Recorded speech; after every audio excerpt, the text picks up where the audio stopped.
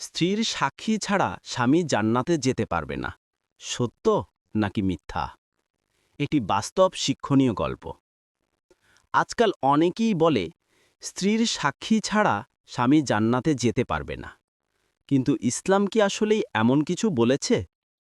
চলুন এক মুসলিম স্বামীর জীবনের ঘটনা শুনে বিষয়টি গভীরভাবে বুঝে নিই। মদিনার মতো ছোট একটি শহরে বাস করত সালমান নামের এক যুবক। নামাজে নিয়মিত, রোজায় যত্নবান, মসজিদের মুয়াজ্জিন, সবার প্রিয় একজন মানুষ। কিন্তু ঘরে ফিরলে তার মুখে হাসি থাকত না। স্ত্রী আয়েশা ছিল ভিন্ন স্বভাবের, খুব সংবেদনশীল, সহজেই কষ্ট পেত।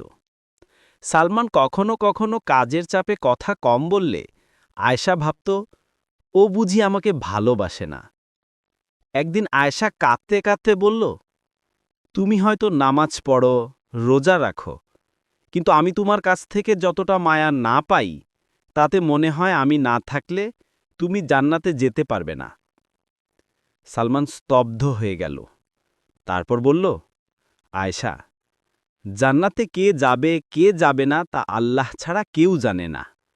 আমি তোমাকে কষ্ট দিলে সেটা আমার গুনাহ, কিন্তু জান্নাতের সাক্ষী তো আল্লাহ, কোনো মানুষ নয়। কিছুদিন পর সালমান অসুস্থ হয়ে পড়ল, মাসখানেক শয্যাশায়ী। এই সময়ে আয়েশা তার পাশে ছায়ার মতো ছিল, পানি দিল, ওষুধ দিল, যত্ন নিল। একদিন রাতে সালমান ফিসফিস করে বলল, আয়েশা, আমি তোমার কাছে ক্ষমা চাই, হয়তো আমি ভালো স্বামী হতে পারিনি। আয়েশার চোখ ভিজে গেল। তুমি চুপ করো না সালমান, তুমি নামাজ পড়েছ, আল্লাহর ভয় রেখেছ, আমার উপর জুলুম করনি। আমি সাক্ষী দিচ্ছি তুমি একজন ভালো মানুষ। সেদিন রাতে সালমান অনেক শান্তিতে ঘুমাল। কয়েক সপ্তাহ পর সালমান মৃত্যুবরণ করল। আয়েশা কেঁদে বলল, আমি সাক্ষী দিচ্ছি আমার স্বামী ভালো মানুষ ছিল। তখন এক আলেম উপস্থিত ছিলেন।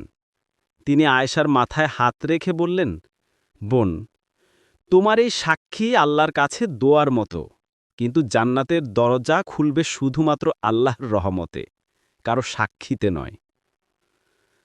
ইসলামে এমন কোনো দলিল নেই যে স্ত্রীর সাক্ষী ছাড়া স্বামী জান্নাতে যেতে পারবে না। বরং কুরআনে আল্লাহ তাআলা বলেছেন, কেউ অন্যের বোঝা বহন করবে না। সূরা আল আনআম 6:164।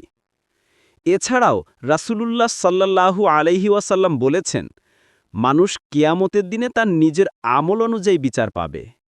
এটি বুখারী শরীফের হাদিস। তবে ইসলাম আমাদের শিখিয়েছে স্বামী যেন স্ত্রীর হক আদায় করে, ভালো ব্যবহার করে। রাসূলুল্লাহ সাল্লাল্লাহু আলাইহি ওয়াসাল্লাম বলেছেন, তোমাদের মধ্যে সেই ব্যক্তি উত্তম যে নিজের স্ত্রীর সঙ্গে উত্তম ব্যবহার করে। এটি তিরমিজি শরীফের হাদিস। অর্থাৎ স্ত্রীর প্রতি ভালো ব্যবহার জান্নাতের রাস্তা সহজ করে দেয়, কিন্তু জান্নাতের সাক্ষী হয় না। বন্ধুরা, আমরা যেন এমন মিথ্যা কথায় বিশ্বাস না করি যা ইসলামের নামে ছড়ানো হয়। স্ত্রী হোক বা স্বামী, দুজনে যদি একে অপরের হক আদায় করে, পরস্পরকে ক্ষমা করে, ভালোবাসা দেয়, তাহলে দুজনের জন্যই জান্নাতের দরজা খুলে যাবে ইনশাল্লাহ। সুতরাং সত্য জানুন, ইসলামকে জানুন। ভালোবাসা, ক্ষমা আর ন্যায়ের মাধ্যমেই গড়ে উঠুক জান্নাতমুখী পরিবার।